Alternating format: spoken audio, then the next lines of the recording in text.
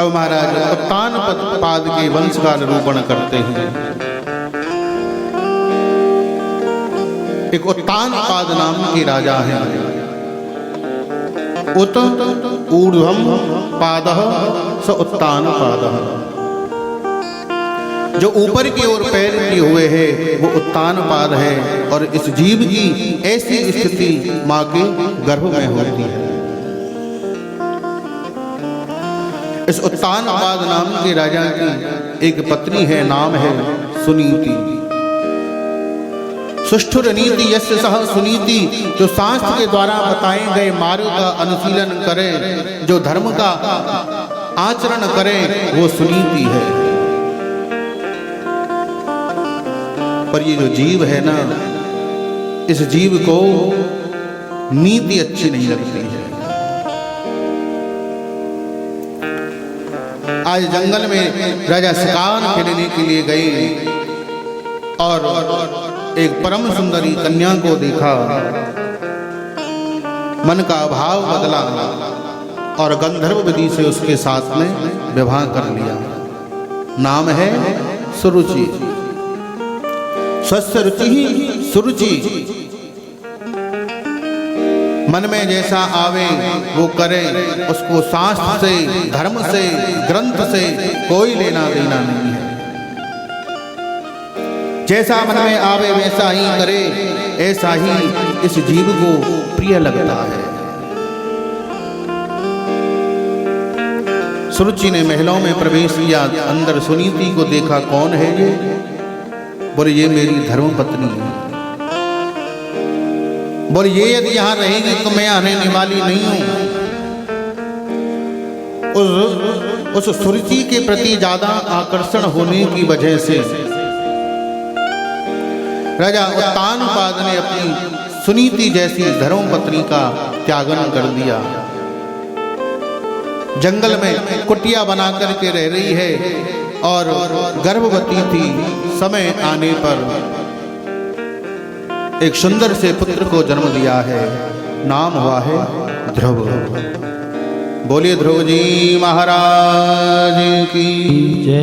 ध्रुव माने अटल, ध्रुव माने विश्वास। जिसका अटल विश्वास, अटल श्रद्धा है भगवान के चरणों में, वो ध्रुव है। माता सुनीति रोज संतों के यहाँ जाती हैं, संतों के आश्रम पर सेवा करती हैं और अपने छोटे से पुत्र ध्रुव को गोदी में बिठा करके रोज सत्संग श्रवण कराती हैं। कहते हैं कि बालक की जो प्रथम गुरु होती है वो माँ होती है। माँ चाहे तो अपने पुत्र को कोई बहुत बड़ा भक्त, कोई साधु संत बना देवे, और माँ चाहे तो कोई अपने पुत्र को बहुत बड़ा चोर, लुटेरा और डाकू बना देवे। बालक को बिगाड़ने में जितना बड़ा योगदान माँ का होता है, तो सुधारने में भी उतना ही बड़ा योगदान माँ का होता है। आज हमारे भारतवर्ष में संस्कारों की कमी होती जा रही है। बड़े परिवार हो गए और परिवारों में भी विघटन हो गया। कोई कहीं रहता है, कोई कहीं रहता है, और केवल सब माया के चक्कर में ही फंसे रहते हैं। ज्यादा से ज्यादा धन मिले, कैसे भी आवे, चाहे कितना भी परिश्रम करना पड़े, धन के चक्र में तो फंस गए। पर हमने अपने परिवार की ओर नजर डाल करके ये नहीं देखा कि हमारा बेटा क्या कर रहा है, हमारी बेटी क्या कर रही है। इसलिए धीरे धीरे जो बड़े परिवार हैं वो बढ़ते चले जा रहे हैं। परिवार क्यों बिगड़ते हैं? परिवार इसी बात पर बिगड़ते हैं कि जब ऊपर के देखने वाले बुजुर्ग जब नीचे बालकों की ओर ध्यान नहीं देते हैं तो परिवार पर बिगड़ते हैं। संस्कारों की कमी होती चली जा रही है।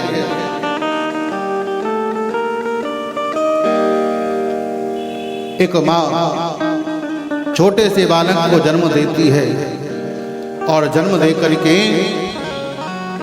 कुछ दिन दूध पिलाती है और फिर उसका दूध बंद कर देती है। क्यों? क्योंकि वो सोचती है कि यदि मैंने अपने बालक को स्तनपान कराया तो मेरी सुंदरता में कमी आ जाएगी। मेरी सुंदरता में कमी नहीं आनी चाहिए। बालक चाहे जिए चाहे मरे, उससे मुझे कोई लेना देना नहीं है।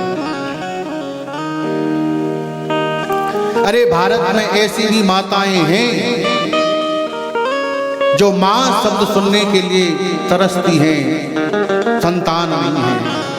आए भगवान की कृपा हमारे ऊपर हुई, संतान मिली है, तो हमारा ये कर्तव्य बनता है कि हम अपने संतान को सुंदर संस्कार देवें। अपना स्तनपान नहीं कराती। कहते हैं छोटे से बालक के लिए माँ का जो दुग्ध होता है वो अमृत होता है। अपना स्तनपान नहीं कराती और मुख में लगा देती है बोतल, ले बेटा पी ले दूध को, बोतल दूध की बोतल पीता है बेचारा छोटा सा बालक, क्या जानता है धीरे धीरे बड़ा हो जाता है। गर्मी पड़ती है फिर चलती है कांच की वो ठंडी वाली बोतल, पेप्सी, मिरिंडा, कोको कोला है, ड्यू और न जाने कौन कौन सी चल रही है। ये मीठा मीठा जहर हमको रोज दिन रोज परोसा जा रहा है और हम उस मीठे मीठे जहर को रोज बड़े स्वाद के साथ ग्रहण कर रहे हैं। थोड़ा और बड़ा हो जाता है, कुसंग में पड़ जाता है, संगत मिल जाती है और संगत में फिर रंगत हो जाती है और रंगत में फिर कुसंगत हो जाती है, बिगड़ जाता है और उसका ठंडी बोतल से काम नहीं चलता है। अब तो ब्रांडेड बोतल उसको चाहिए और फिर आता है रात को झूम झाम करके गिरता पड़ता हुआ। वृद्धावस्था आ जाती है, डॉक्टर के यहाँ पहुंच जाता है और डॉक्टर भी घुसा देता उसमें बोतल, ले बेटा तेरा पूरा जीवन ही निकाल देंगे हम बोतलन में। जन्म से लेकर के मृत्यु पर्यंत बोतल ही बोतल चलती है, पूरा जीवन बोतलों में निकल जाता है। संस्कारों की कमी आ रही है।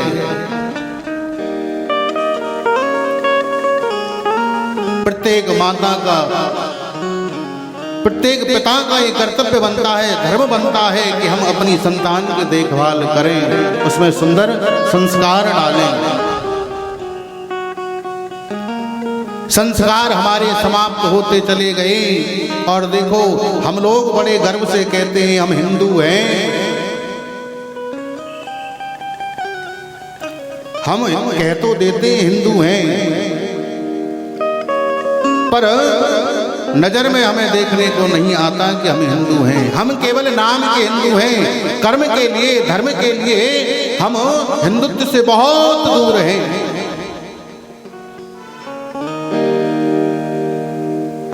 हमारा हिंदू वैदिक सनातन धर्म की टांग को खींचने में हम एक दूसरे की लगे हुए हैं। कोई धार्मिक अनुष्ठान होवे, कोई आयोजन होवे, कोई कैसे व्यक्ति इतने बड़े आयोजनों को कराता है और दूसरे लोग जिनको लेना नहीं देना नहीं टांग फंसाने के लिए आ जाते हैं। अरे लोग तो ऐसे भी मिलते हैं, मालूम है हिंदू हैं और हमारे हिंदू सनातन धर्म की कथा चल रही है, राम की, कृष्ण की, चाहे किसी भी देवी देवता की हो। हिंदू हैं तो हमको उस धर्म में मिलकर के आगे की ओर बढ़ना चाहिए। सनातन धर्म को हम आगे की ओर लेकर के चलें, पर हम तो सनातन धर्म की टांग को खींच करके चलते हैं। हम कहते हैं हम हिंदू हैं, हम हिंदू काय बात के हैं, हम तो अपने धर्म को रोज नित्य प्रति ही पतन की ओर लेकर के जा रहे हैं। मुझे बड़ी घृणा आती है। हम हिंदू होकर के अपने धर्म को गड्ढे की ओर ले जा रहे हैं, पतन की ओर। गणेश उत्सव मनाते हैं लोग, जगह जगह चौराहों पर गणेश जी की प्रतिमाएं रखते हैं, बड़ी से बड़ी प्रतिमाएं रखी जाती हैं 1-2 दिन के लिए।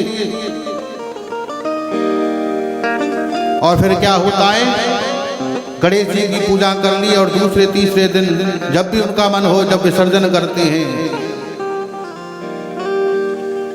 यमुना में, गंगा में उनको प्रवाहित किया जाता है, नदियों को दूषित किया जा रहा है।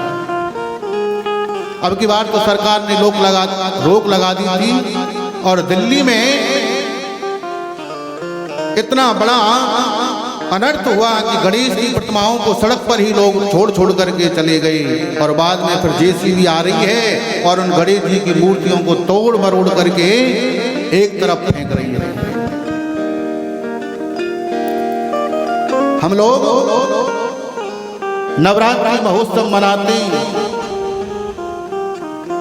बड़ी बड़ी दिव्य प्रतिमाएं माता की लगाते हैं, दरबार लगाए जाते हैं। 9 दिन तक तो वो हमारी माता जी हैं, 9 दिन तक बड़ा भाव है जब तक व्रत रह रहे हैं।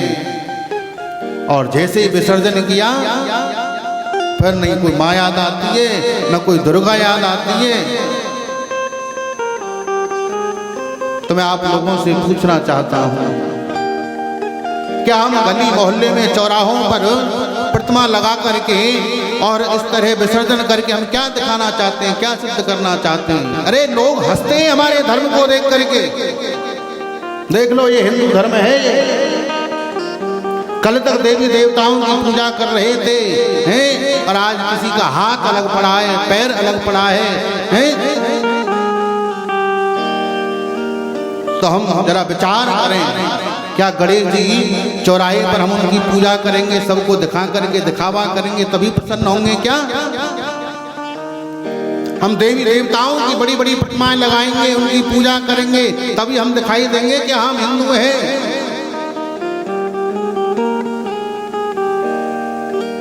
मैंने दिल्ली में भी यही बात कही थी, पंजाब में कथा हुई थी, वहां मैंने निवेदन किया और लोगों ने समर्थन किया। आप लोगों से भी मेरा यही निवेदन है कि आप यदि गणेश उत्सव, नवरात्रि महोत्सव मनाते हैं तो चौराहों पर देवताओं की प्रतिमा, माताओं की प्रतिमा न रखें। अपने घर में उत्सव मनाओ। घर में उत्सव मनाने से कौन रोक सकता है? हम हिंदू होकर के हिंदू धर्म को पतन की ओर लेकर के जा रहे हैं और हम कहते हैं फिर हम हिंदू हैं। दूसरे लोग हमारे धर्म को देख करके हंसते हैं, मजाक उड़ाते हैं। क्या हमें हिंदू होकर के अच्छा लगेगा? संस्कारों की कमी होती जा रही है, धर्म की कमी होती जा रही है। धर्म हम करते हैं तो केवल दिखावे के नाम पर करते हैं जिससे हमारी वाह वाह हो। अरे इधर 2-4 लोगों ने वाह वाह कर दी तो क्या हुआ, कम से कम भगवान से तो डरो। परमाता सुनीति जो है अपने छोटे से पुत्र ध्रुव को बचपन से ही संस्कार दे रही है। साधु संतों के यहाँ जाते हैं तो ध्रुव से कहती हैं, ध्रुव बेटा ये महात्मा हैं, इनको प्रणाम करो। हमको तो प्रणाम करने में शर्म लगती है। अजी हम तो बहुत बड़े आदमी हैं, हम कैसे प्रणाम करेंगे झुक करके? आपको मालूम है प्रणाम में बहुत बड़ी शक्ति है। आपसे कोई चाहे कितनी भी वैर की भावना रखता हो, आपका कट्टर दुश्मन क्यों ना हो, आप आज से ही एक नियम प्रारंभ कर देना। जब वो आपको दिखाई देवे तो उससे राधे राधे या जय श्री कृष्णा रोज करना जब आपको मिले। अरे पत्थर दिल भी होगा ना तो एक दिन वो भी पिघल जाएगा। मैं अपने अभिमान में, अहंकार में इतना डूबा चला जा रहा हूं और हम प्रणाम करते हैं तो एक दिन प्रणाम का ये प्रभाव होता है कि जो हमारे सामने गर्दन झुकाना नहीं चाहता है वो भी चरणों में नतमस्तक हो जाता है। हमारे गुरुदेव सुनाते थे, एक बार हमारे गुरुदेव की माता जी बीमार हो गई और श्री धाम वृंदावन में धर्म संघ विद्यालय में गुरुदेव पढ़ा करते थे।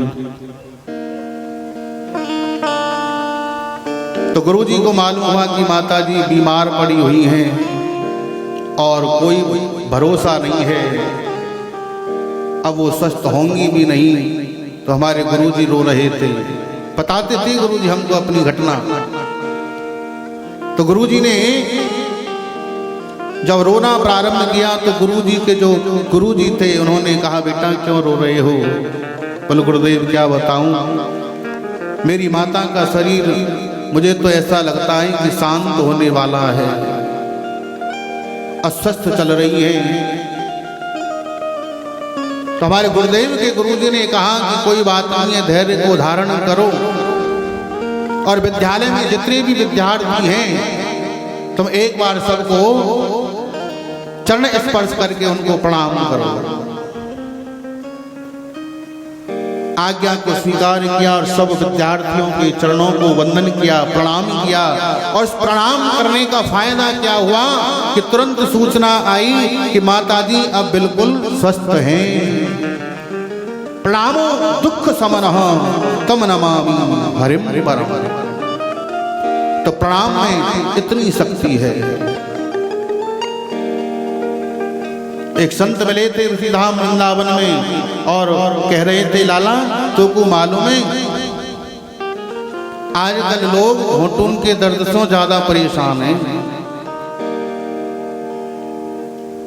मैंने कहा हाँ, मुझे भी बहुत माताएं मिलती हैं, बहुत बुजुर्ग मिलते हैं, कहते हैं महाराज घुटनों में दर्द है और तो सब ठीक है। तो बाबा बोले, लाला तुमको मालूम है घुटने में दर्द अब काहे को होए? मैंने कि आप बताओ बाबा। बोले लोग प्रणाम करते हैं, पहले पैर छू करके प्रणाम करते थे, अब इतने बड़े हो गए हैं कि अब पैरों तक तो पहुंच नहीं पाते, घुटने को ही छू देते और घुटने को छूते तो फिर ना तो आशीर्वाद मिलता है और घुटने को छूते हैं तो भैया फिर वो घुटना कमजोर हो जाता है। पैर छूने में भी शर्म आती है, पर माता सुनीति अपने छोटे से पुत्र ध्रुव को बड़े सुंदर संस्कार दे रही हैं, रोज सत्संग सुनाती हैं। और ध्रुव जी का बाल अवस्था में कैसा उस सत्संग का प्रभाव पड़ा। सत्संग सुन करके आते हैं, वन में रहने वाले जो कोल भीलों के छोटे छोटे बालक हैं उनको बिठा लेते हैं और उनको जो सत्संग में सुना है वही उन कोल भील के बालकों को सुनाते हैं।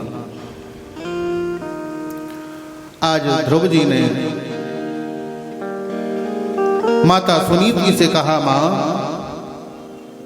मैं जो रोज सत्संग सुनता हूँ, मैं अपने छोटे छोटे सखाओं के साथ में उस सत्संग को सुनाता हूँ, गोविंद का भगवान का भजन कीर्तन करता हूँ।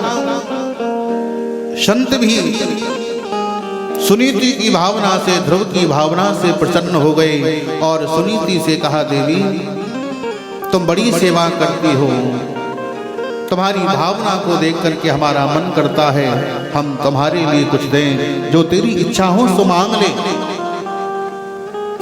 सुनीति ने कहा कि और तो मुझे कुछ नहीं चाहिए, देना है तो मेरे को मालूम हुआ है कि मेरी जो छोटी बहन महलों में रहती है, नाम है सुरुचि, उसके अभी कोई संतान नहीं हुई है। मैं चाहती हूँ कि उसके यहाँ भी कोई सुंदर सा पुत्र जन्म लेकर के आवे, जो आज आगे चलकर के राज्य का उत्तराधिकारी बने। संतों ने कहा, देवी जिस रानी की वजह से तुमको जंगल में रहना पड़ रहा है और तुम उसी के लिए पुत्र मांग रही हो, बोली उसकी करनी उसके साथ में है, और आप यदि प्रसन्न है तो दे दीजिए और नहीं है तो बिल्कुल मना कर दीजिए।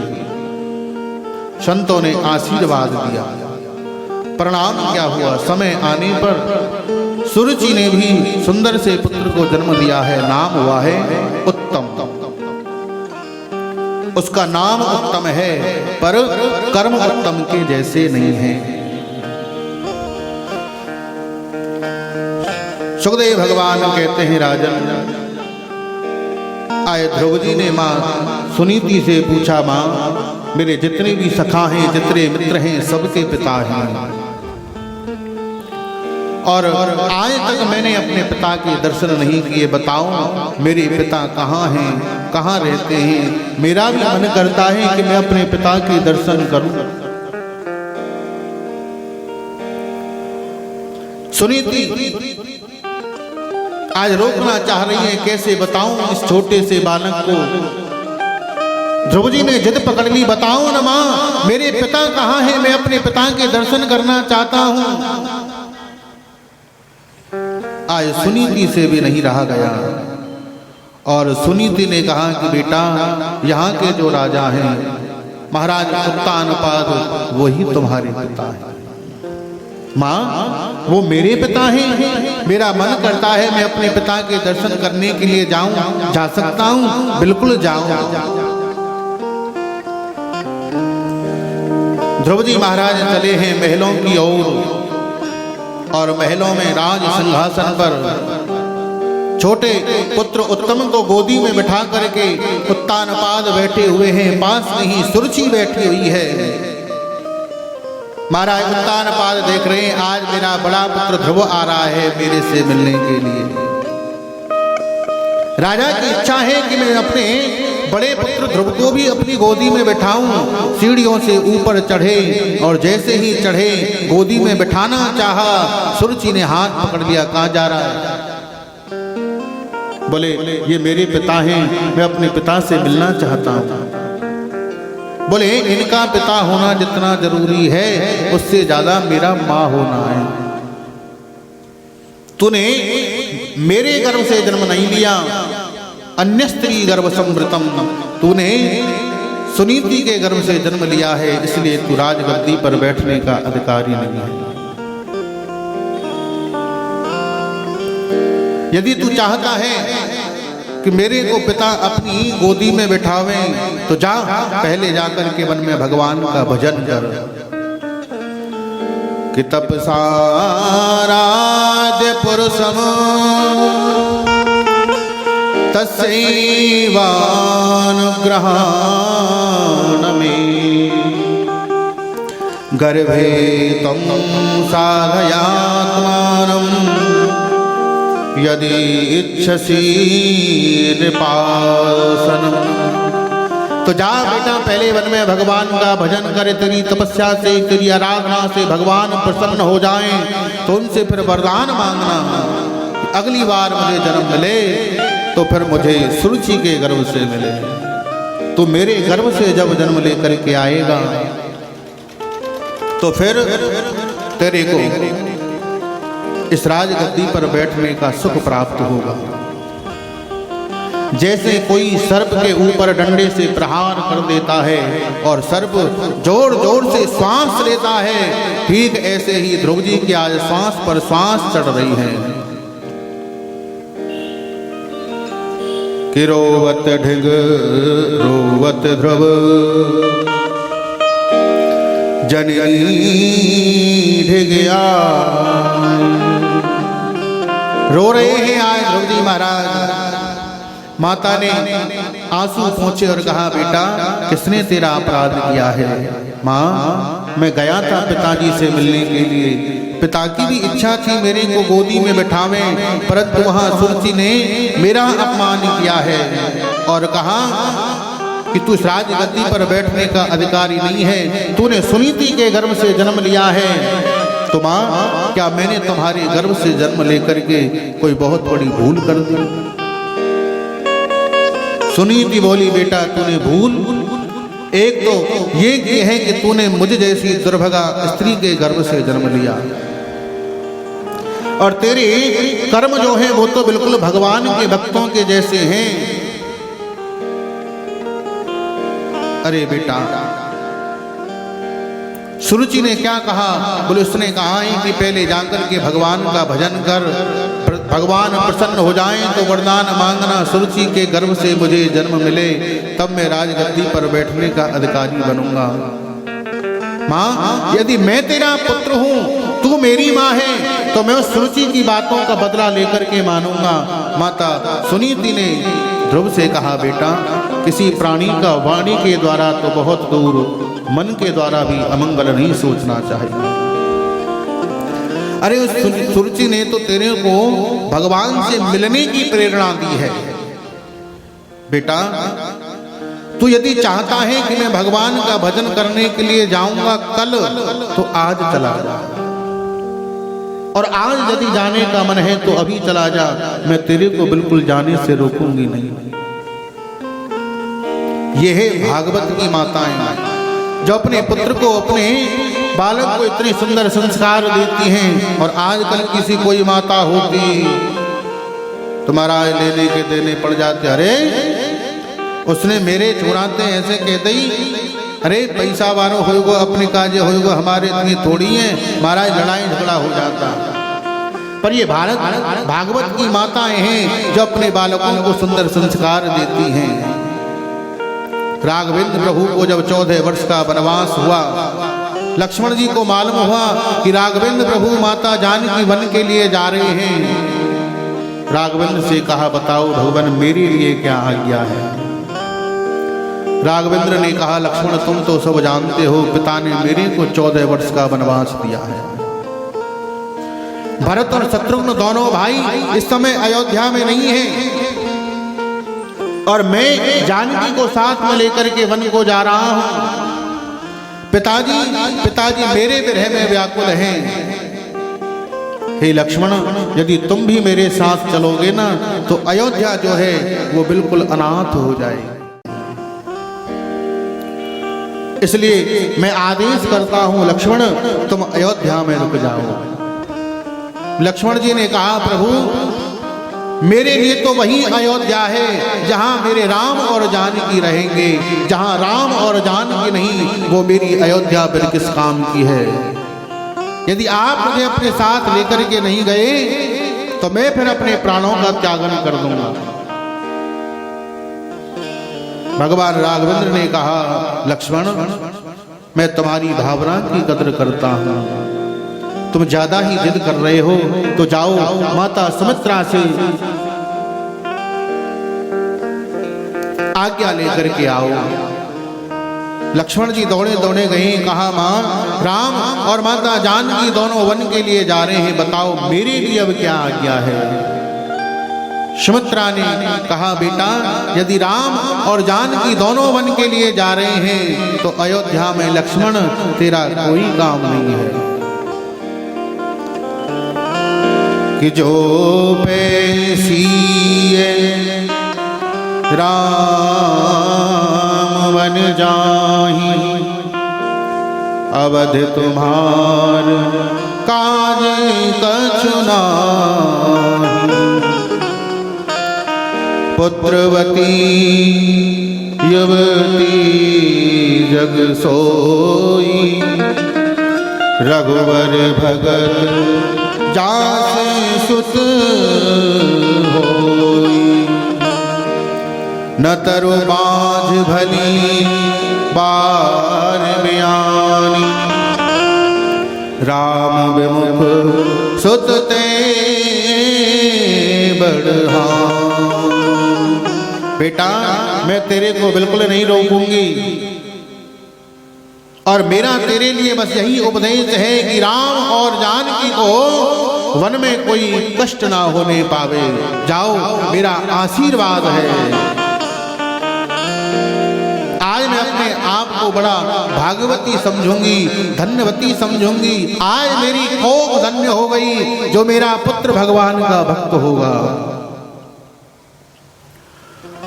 ठीक ऐसे ही सुंदर उपदेश माता सुनीति ने ध्रुव जी के लिए किए और कहा कि बेटा जाते जाते पिता को प्रणाम करते जाना, सुरुचि को वंदन करके जाना, क्योंकि यदि ईर्ष्या की भावना लेकर के जाएगा तो हो सकता है भगवान तेरे को न मिले, पर प्रेम की भावना से, श्रद्धा की भावना से जाएगा तो भगवान तेरे को अवश्य दर्शन देने के लिए पधारेंगे। ध्रुव जी चले हैं राजमहलों में पधारे, पिता को प्रणाम किया, सुरुचि को प्रणाम किया। कहाँ जा रहे हो? बोले माँ जा रहा हूँ वन में भगवान का भजन करने। तुमने कहा था ना। एक बात तो सुरुचि को लगा कि मैंने दो बात क्या कह दी। छोटे से बालक ने उन बातों का बुरा मान लिया। वन में जा रहे हैं भगवान का भजन करने, परंतु व्यक्ति के स्वभाव को बदलने में ज्यादा समय नहीं लगता है। बाद में विचार किया कि यदि मैंने इसको यहाँ रोक लिया तो आगे चल करके मेरे पुत्र से आधे राज्य को मांग सकता है। आशीर्वाद दे दिया, जा बेटा तेरा मनोरथ सफल हो गए। द्रौपदी महाराज महलों से बाहर निकल करके आए हैं, रास्ते पर खड़े हुए हैं। किस रास्ते पर जाऊं जिस रास्ते पर मेरे को भगवान मिलेंगे। संत लोग कहते हैं कि गुरु बिन भवनिधि तरहि न कोई, जो विरंच शंकर सम होई। शास्त्र कहते हैं कि बिना गुरु के कल्याण नहीं होता है। कौन है गुरु? गु माने अंधकार और रु माने प्रकाश। जो हमारे हृदय की अज्ञान रूपी अंधकार को निकाल करके उसमें ज्ञान रूपी प्रकाश भर देवे, वो गुरु है।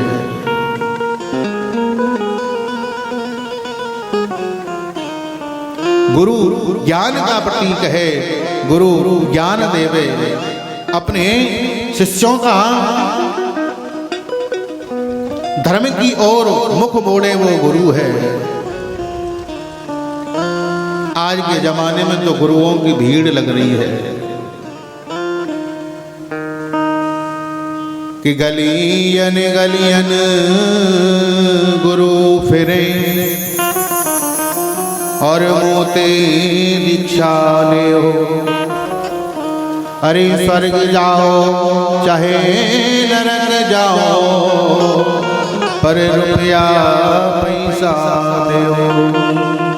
ऐसे है आज के गुरु हैं महाराज। ऐसे ऐसे गुरु प्रकट हो गए हैं, उनको केवल अपना स्वार्थ दिखाई दे रहा है। वो गुरु इस लोक को भी नष्ट कर रहे हैं और अपने परलोक को भी नष्ट कर रहे हैं। उनको तो केवल शिष्यों से धन चाहिए। तुलसी बाबा मानस में लिख रहे हैं कि हरई शिष्य धन शोक न हरहि, ते गुरु घोर नरक में परहि। जो गुरु शिष्य का धन हरण करना जानता है पर शिष्य के दुख को दूर करना नहीं जानता, ऐसे गुरु को घोर नरक की प्राप्ति होती है। जब गुरु नरक में चला जाएगा तो फिर चेला कहाँ जाएंगे? चेला तो पीछे पीछे जाएंगे। लोभी गुरु लालची चेला, और दोनों नरक में ठेलम ठेला।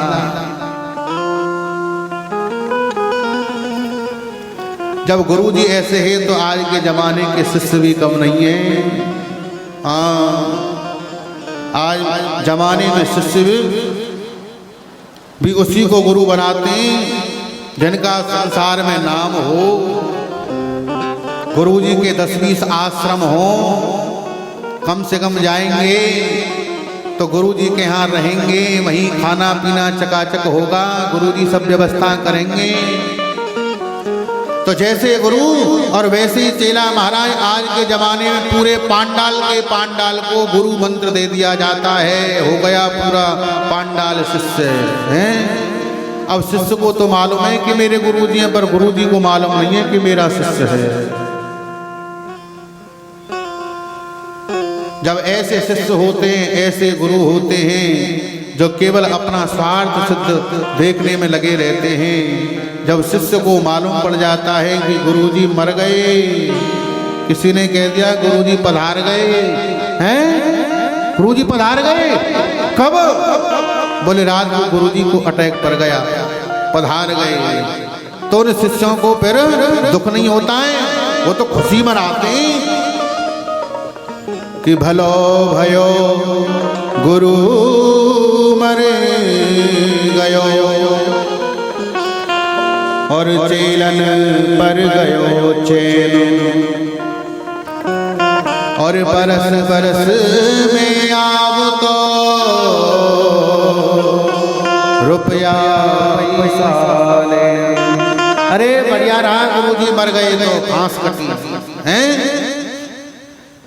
हर बार साल में 2-4 कार्यक्रम हो ही जाते थे गुरु जी के, और फोन आ जाता था सेवा करनी है शीला जी। चलो बढ़िया रहा, अब लेने देने का झंझट ही खत्म हो गया।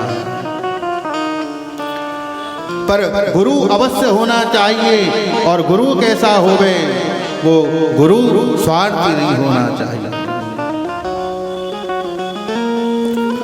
पर ध्रुव जी ने तो अभी कोई गुरु बनाया नहीं है।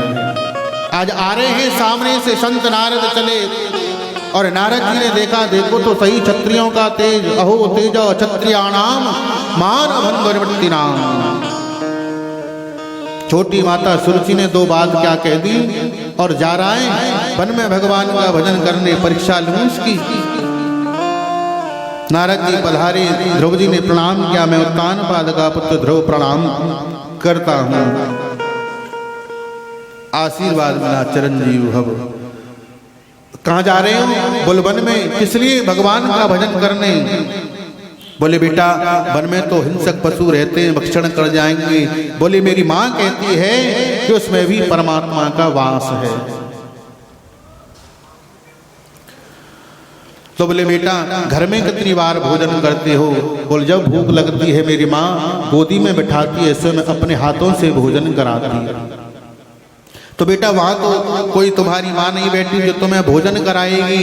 बोले उसकी मुझे चिंता नहीं है। अरे जिस परमात्मा ने संसार को बनाया है उससे परमात्मा को हमारी सबसे ज्यादा चिंता है।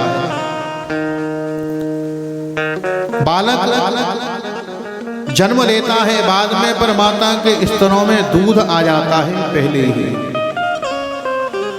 कि जब दांत नहीं तब दूध दियो, अब दांत दिए तो अन्न देगो। अरे जिस परमात्मा ने संसार को बनाया है उस परमात्मा को सबकी चिंता है, फिर मैं अपनी चिंता क्यों करूं? बोले विश्वास पड़ता है। कौन हो तुम? बोले मैं नारद। बोले मैंने तो सुना है कि नारदो देव दर्शन, एक बार नारद के दर्शन जिसने कर लिए उसको भगवान अवश्य मिल जाते हैं। नारद जी ने कहा कि ध्रुव तुम जा रहे हो, किस मंत्र का जाप करोगे? तुमने कोई गुरु बनाया? ध्रुव जी बोले अब कहाँ जाऊं गुरु ढूंढने, अब आप मिल गए हो तब आपको ही गुरु बना देता। ध्रुव जी महाराज ने नारद जी को गुरु बनाया, और नारद जी ने ध्रुव जी महाराज को द्वादश साक्षर मंत्र दे दिया है, ओम नमो भगवते वासुदेवाय। स्थान बताया है कहाँ जाना है। बोले सुंदर मधुवन है, जिसको आज हम मथुरा के नाम से जानते हैं, यमुना का किनारा है। कि तत्तात गच्छ भद्रन्ते यमुनायास तटं शुचिः, पुण्यम मधुवनं यत्र सानिध्यं नित्यदाहर। यमुना के किनारे जाओ और मधुवन में मेरे बताए गए मंत्र का तुम जाप करना। यमुना के किनारे क्यों भेजा? क्योंकि यमुना जो है वो है भक्ति, और जब यह जीव भक्ति का आश्रय लेता है तो इसको भगवान की प्राप्ति हो जाती है। वृंदावन धाम को वास भलो, जहाँ पास बहे यमुना पटरान। जो जन हाय के ध्यान धरे, बैकुंठ मिले तिनको रजधान।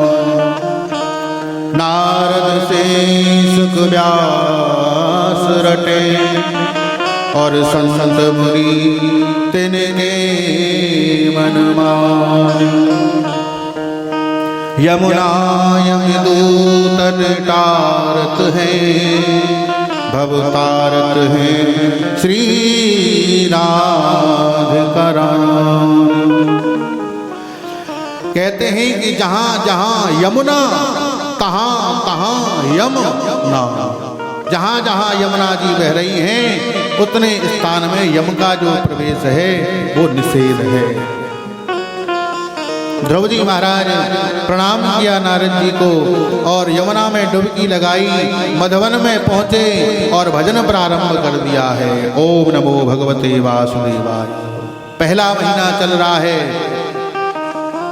त्रिरात्रांते त्रिरात्रांते कपित्थवदरासनः आत्मवृत्त्यनुसारेण मासम निर्णेर्जन हरिम।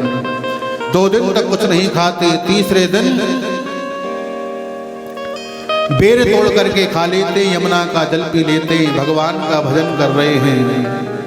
दूसरा, तीसरा, चौथा महीना व्यतीत हुआ कि पंचमे मास अनुप्राप्ते चितस्वासो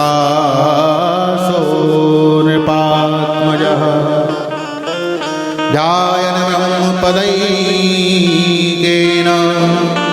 तस्थौ स्थाणरिवाचलः।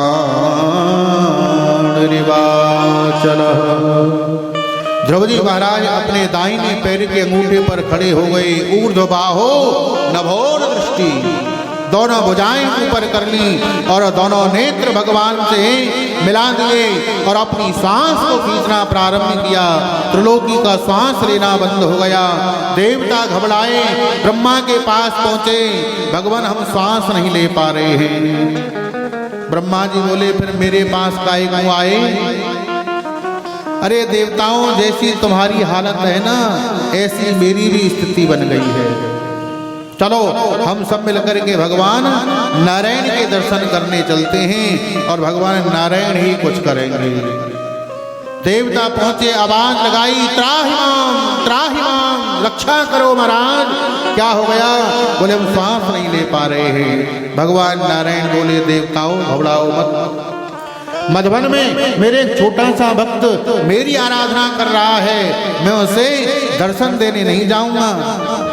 तो बोले मैं तो उस नन्हे से भक्त के दर्शन करने के लिए जाऊंगा। गरुड़ पर आरूढ़ होकर के भगवान ध्रुव जी को दर्शन देने के लिए पधारे हैं और उस स्थान का नाम हुआ है गरुड़ गोविंद। छठीकरा में पड़ता है गरुड़ गोविंद भगवान का मंदिर। बोलिए गरुड़ गोविंद भगवान की। ध्रुव जी के हृदय में भगवान की झांकी है और भगवान नारायण ने ध्रुव के हृदय से अपनी झांकी को खींचा है और ध्रुव जी ने जैसे छटपटा करके नेत्र खोल करके देखा तो आज उनको नारायण भगवान के दर्शन हो गए हैं। बोलिए भक्तवत्सल भगवान की जय जय श्री राम। अब ध्रुव जी नारायण को देख रहे हैं, नारायण ध्रुव जी को देख रहे हैं। देख दोनों ही दोनों को रहे पर बोल कोई किसी से नहीं रहा कि नजर ने नजर से, कि नजर ने नजर से मुलाकात कर ली और बोला न कोई और बात कर ली। नजरों ही नजरों में बातें हो रही हैं भक्त और भगवान की। नारायण भगवान सोच रहे हैं ध्रुव कुछ बोले और ध्रुव जी सोच रहे हैं मैं क्या बोलूं, मुझ पर कुछ बोलना आता ही नहीं है। भगवान को हंसी आई, मुस्कुराए। बहुत देर जब हो गई ध्रुव कुछ नहीं बोले तो भगवान ने कृपा की ध्रुव के ऊपर और अपने मनो में शंख को ध्रुव जी के कपोलों से लगा दिया कि शतम विवक्षन्तमत दिदम हरि ज्ञात्वा स सर्वस्य च हृदि अवस्थितः कृताञ्जलिं ब्रह्ममयेन कम्मुना पस्पर्शबालं कृपया कपोले। और जैसे ही मनों में शंख ध्रुव जी के कपोलों से लगा, कपोले वसते वाणी, मानो वेद वेदांत का ज्ञान हो गया हो ध्रुव जी महाराज को। और ध्रुव जी ने बड़ी सुंदर स्तुति भगवान नारायण की गाई है कि योऽन्तः प्रविश्य मम वाचमिमां प्रसुप्तां संजीवयत् घनशक्तिधर स्वधाम्ना अन्यात् हस्तचरण श्रवणत्वगादि प्राणान्नमो भगवते पुरुषाय तुभ्यम्। हे भगवान, इस जीव की जो वाणी है वो सोई हुई है, आप कृपा करें तो इस जीव की सोई हुई वाणी जागृत हो जाए। आपकी कृपा हो जाए तो महाराज गूंगा व्यक्ति भी बहुत बोलने वाला हो जाता है। एक लंगड़ा व्यक्ति भी दुर्गम से दुर्गम पहाड़ को सहजता से पान कर लेता है। हे गोविंद, आपकी कृपा से इंद्र वर्षा करता है, सूर्य तपता है, मृत्यु भी आपकी ही कृपा से विचरण करती है। मैं आपके चरणों में कोटि कोटि वंदन करता हूँ प्रभु। हे प्रभु, मेरी माँ जंगल में कुटिया बना करके रह रही है और मेरी छोटी माँ तुलसी ने मेरा अपराध किया था और माता की बात को मान करके मैं आपकी आराधना करने के लिए आया। आज गुरुदेव के आशीर्वाद से प्रभु मुझ बालक को आपके दर्शन हो गए। आपके चरणों में कोटि कोटि वंदन करता हूँ प्रभु। संसार में लोग मेरी भले ही निंदा करते हों, प्रभु आज आपने मेरे को दर्शन दिए हैं तो आज संसार के लोग भी मेरे भाग्य की सराहना करेंगे कि वाह रे ध्रुव, 5 वर्ष की अवस्था में तूने भगवान श्री हरि नारायण का साक्षात्कार कर लिया। हे प्रभु, आज आपने मुझ बालक के ऊपर बड़ी कृपा की है। मेरी ये छोटी सी भावना है, मेरा एक छोटा सा भाव है। हे प्रभु, मेरे आप इस पुष्प को स्वीकार कीजिए। ध्रुव जी ने बड़ा सुंदर भाव भगवान नारायण के चरणों में रखा है। मुझे लोग कहते हैं, मुझे लोग कहते हैं चरणों की धूल, मुझे लोग कहते हैं चरणों की धूल, मुझे लोग कहते हैं चरणों की धूल, मुझे लोग कहते हैं चरणों की धूल, मुझे लोग कहते हैं चरणों की धूल। अगर आप छू लें, अगर आप छू लें, अगर आप छू लें, छू लें, अगर आप छू लें, अगर आप छू लें तो बन जाऊं फूल, मुझे लोग चरणों की धूल, मुझे लोग कहते हैं चरणों की धूल, मुझे लोग कहते हैं।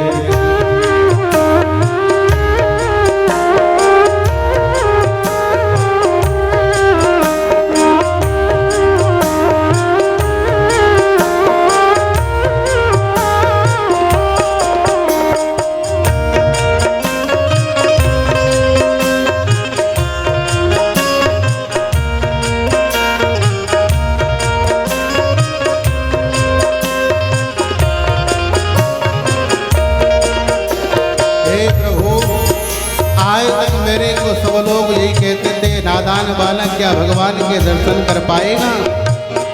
समझते हैं नादान तो हम नहीं, समझते हैं नादान तो हम नहीं, समझते हैं नादान तो हम नहीं,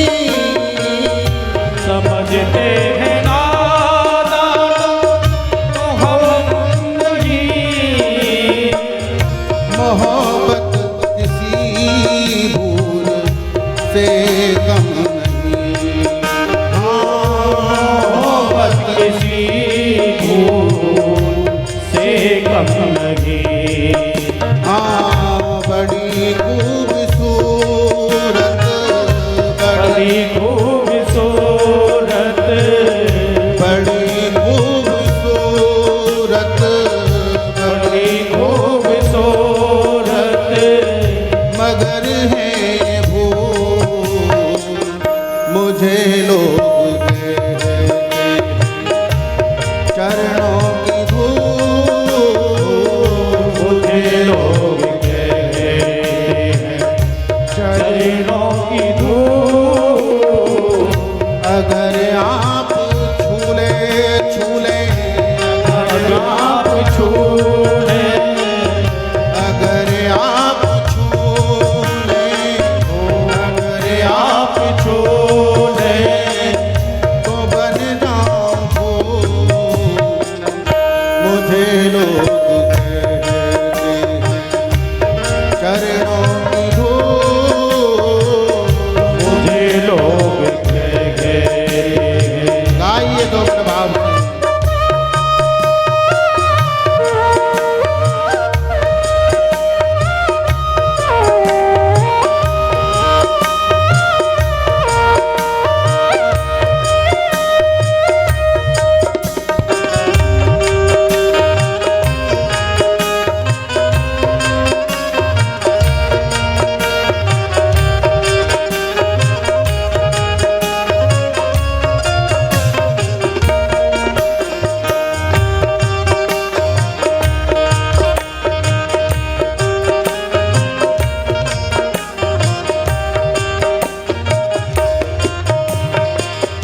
जरा पास दिल के चले आइए,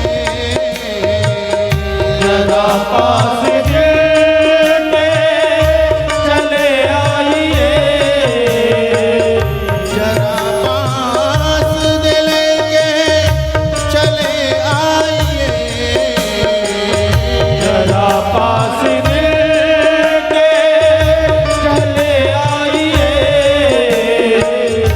जमाने की बातों पे मत जाइए,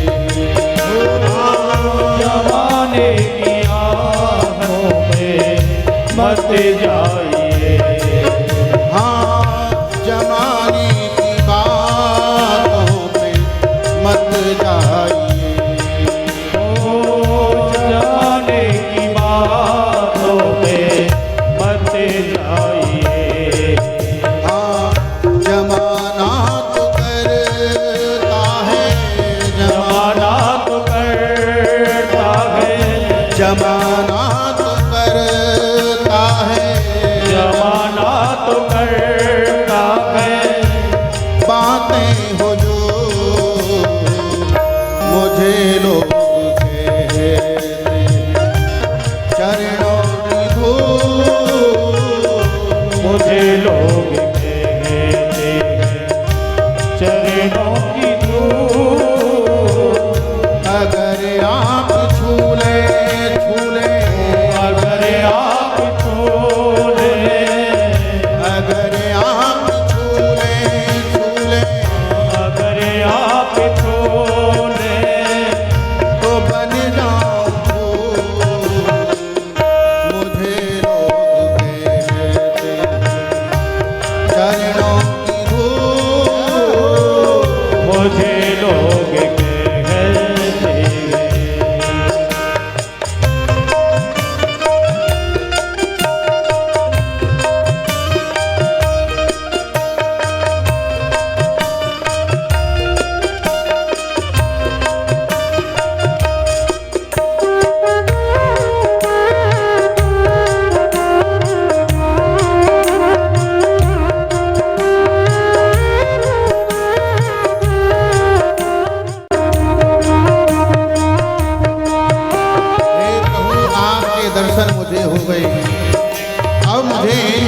ना दौलत चाहिए ना राजगद्दी चाहिए प्रभु, अब तो आप जो मुझे दोगे मैं उसी को स्वीकार करूँगा।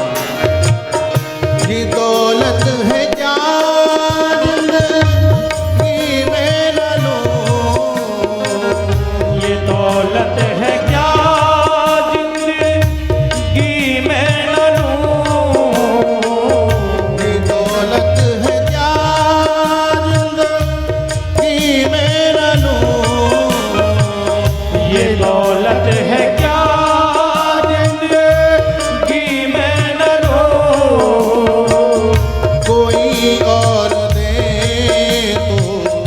खुशी में न लूं। कोई और दे दो खुशी में न लूं। हाँ कोई और दे तो खुशी में न लूं। हाँ कोई और दे दो खुशी में न लूं। हाँ अगर आप दे तो अगर आप दे तो अगर आप दे तो अगर आप दे तो है हम भी कबूल। मुझे लोग चरणों की धूल। मुझे लोग कहते हैं चरणों की धूल। अगर आप छोले अगर आप छोले अगर आप छोले अगर आप छोले तो बन जाऊं फूल। मुझे लोग कहते हैं चरणों की धूल। मुझे लोग कहते हैं चरणों की धूल। मुझे लोग कहते हैं चरणों की धूल। मुझे लोग कहते हैं मुझे लोग कहते हैं मुझे लोग ध्रुव जी ने बड़ी सुंदर स्तुति भगवान की गाई और भगवान नारायण ने कहा ध्रुव मैं तेरी भावना से बड़ा प्रसन्न हूँ। तू इस राज सिंहासन पर बैठना चाहता था ना, मैंने तेरे लिए एक ऐसा सिंहासन बनाया है जहाँ योगियों को भी वो सिंहासन आज तक प्राप्त नहीं हुआ। पहले 36,000 वर्षों तक राज्य का सुख भोगो और उसके बाद में तुमको उस ध्रुवलोक की प्राप्ति होगी। भगवान नारायण अंतर ध्यान हुए। महाराज उत्तानपाद को मालूम हुआ हाथी पर बिठा करके ध्रुव जी को नगर में लेकर के आए हैं। पुष्पों का बड़ा सुंदर स्वागत किया गया और उत्तानपाद ने ध्रुव जी को राजगद्दी पर बिठाया। वन के लिए प्रस्थान कर गए। छोटे भाई उत्तम का यक्षों से युद्ध हुआ, युद्ध में मारा गया और ध्रुव जी महाराज को जब मालूम हुआ तो युद्ध करने के लिए पहुंचे। महाराज मनु ने आकर के समझाया कि ये भगवान के भक्तों का ये मार्ग नहीं है।